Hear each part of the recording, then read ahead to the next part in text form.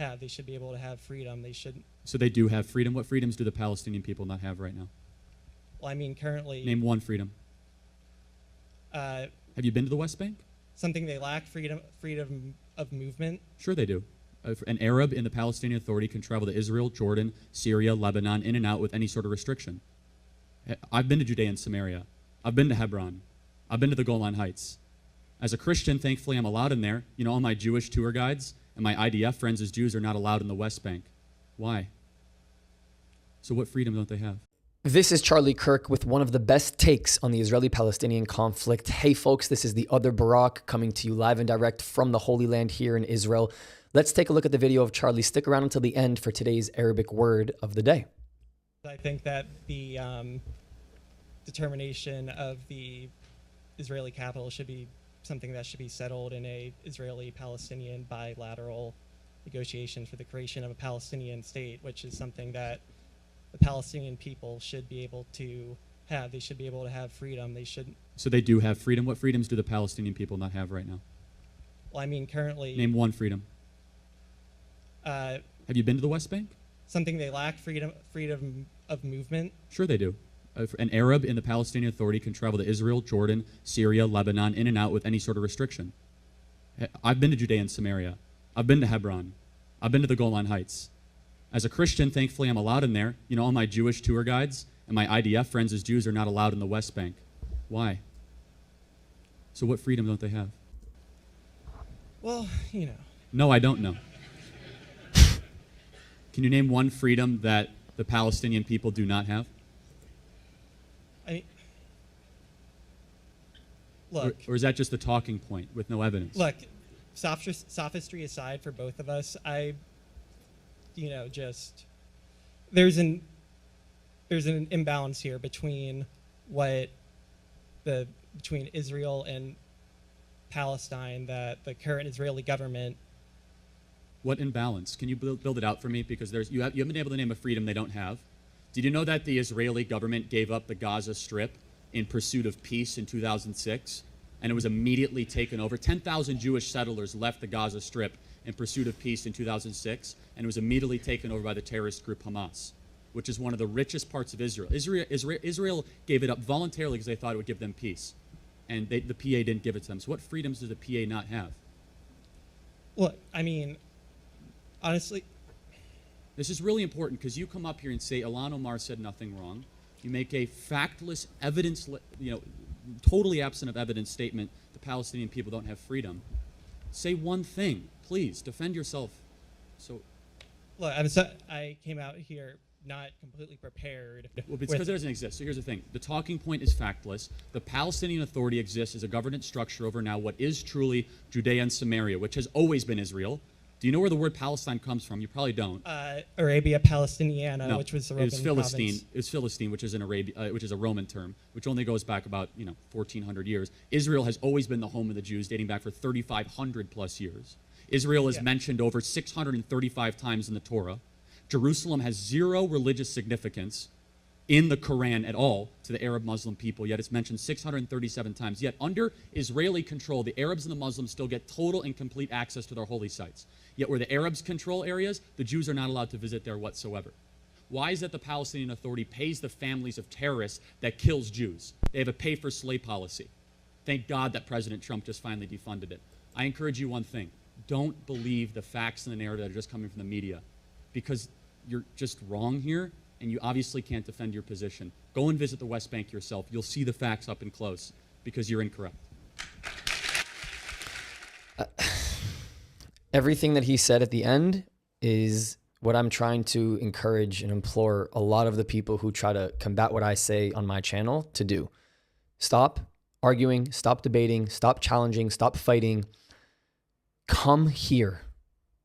I don't know how else to say it. If I could say it in 9 other languages, I would. Come to this part of the world. Ask questions with the locals. Interact with the people. Tell them what you think about the conflict. Tell them what you've been taught. Figure out if what you've been taught is true.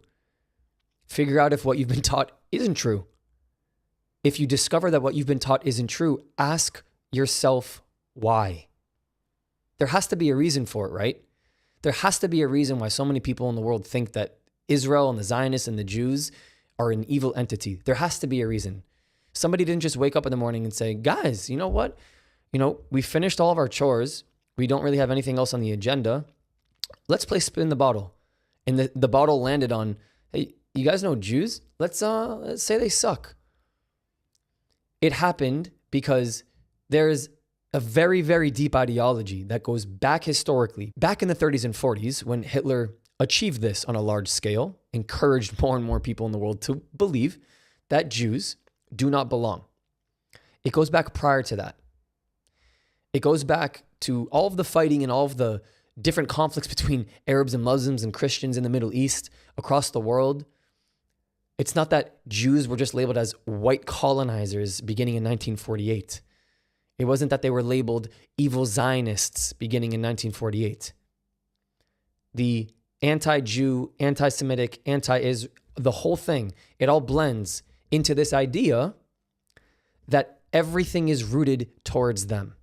And the only other way to find out, and I'm talking to anybody who seems to be in this camp of thinking that even me, a Jew, an Israeli, the one you're looking at, is probably an evil Zionist. The only way to find out is either by having a conversation with me or coming and proving me wrong. Coming to Israel, prove me wrong. I'm waiting for somebody to prove me wrong. The day somebody does, the day somebody shows me that there's a no freedom of movement in the West Bank, the day somebody shows me that I, with my Israeli passport, can go into those areas in the West Bank or the Gaza Strip, if I can do that without any restriction, I will stop talking. I'll raise my white flag. But when challenged with the question, because it's always phrased and teed up for Israel to be the one controlling every variable when we're talking about the hostility towards, everybody in the Gaza Strip, everybody in the West Bank, let's reverse it for a second. Israel doesn't have anyone governing the people inside of the Gaza Strip. Israel doesn't have any soldiers or any governing body to the areas controlled by the Palestinian Authority in the West Bank. Are there soldiers present in certain places for security purposes? Yes. But I'm talking about the governing body, those who make those decisions based on the people. That governing body restricts people like me to go in and visit those areas. Yet they can come in to Israel. They can go visit Jordan. And what would happen to me right now if I went into Lebanon? What would happen to me right now if I went into Syria? What would happen to me right now if I went into Yemen? Should basically answer your question. So if you're going to come up and try to make the claim that Israel is restricting the movement, there's no freedom of movement for these Palestinians, you better have something to back up that claim, because that kind of a claim does go with the whole narrative of apartheid state, open air prison. Makes sense. It's just another catchphrase for people to be able to use, just like Charlie said. That brings us to the end of this video. We have today's Arabic word of the day. Let's take a listen. جايب. At half speed one more time. جايب.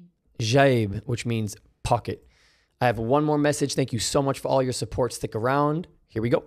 If you believe in me and what I'm doing and you want to help this platform grow, your help is needed. You can support right now through PayPal or buy me a coffee. But the best way to support is to join my Patreon, the Inner Circle. You'll get incredible perks, bonus content, and you will help this channel stay alive. Oh, and you have to join our Discord. It is free with people from literally all over the world. And that's it. I appreciate every bit of support. Thank you for being on this journey with me.